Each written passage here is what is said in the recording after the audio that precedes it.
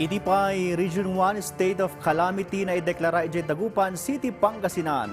Kabayatan na panakiwaras ti relief packs iti Ilocos Sur agtultuloy. Nasurok 12,000 nga individual apektado gapu iti bagyo ken habagat. Ada detalye ni Bridget Marcasi Pangosfian. Naideklara ti State of Calamity ti Dagupan City, Pangasinan gapu iti nagbalin nga epekto ti bagyo ken habagat. Babaan iti State of Calamity, nalaklaka maaramat ti pondo para iti relief, response ken rehabilitation pakairamanan ti panakaipatungpal ti price control karagiti basic necessities ken prime commodities. Iti datos ti CDRRMO, 23 a barangay tinalayos bayat a nasurok 22,000 na pamilya abuklan ti 90,000 nga individual ti apektado. Iti agdama, adda ti 65 a pamilya abukbuklan ti 202 nga individual ti adda kadagiti 6 nga evacuation centers. Agtaltali na udmat a kanselado ti klase ken trabaho iti syudad. Agtultuloy ti panangibunong ti provincial government ti Ilocos Sur iti relief packs iti nagtuduma a munisipyo ti probinsya, partikular iti Santa, Kawayan, Vigan, San Vicente, Bantay, San Ildefonso, San Juan ken Santo Domingo.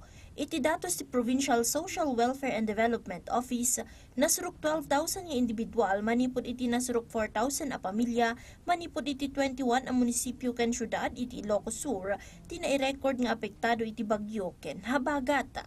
206 a pamilya ti agtaltalinaed kadagiti 21 nga evacuation centers, bayat nga 159 a pamilya ti nagkamang kadagiti kabagyanda. Nailista metlaang ti maysa a pagtaengan ijay Narvacan kas totally damage. Bayat at 26 sa pagtaengan ijay Alilem, Narvacan, San Vicente, Santa Cruz, Santiago, Santo Domingo ken Suyo ti partially damaged. Kabayatan na, agtaltalinaed matlaang nga alerto ti DOH Region 1 para iti agbalin nga epekto ti habagat ken naglabas a bagyo iti Ilocos Region.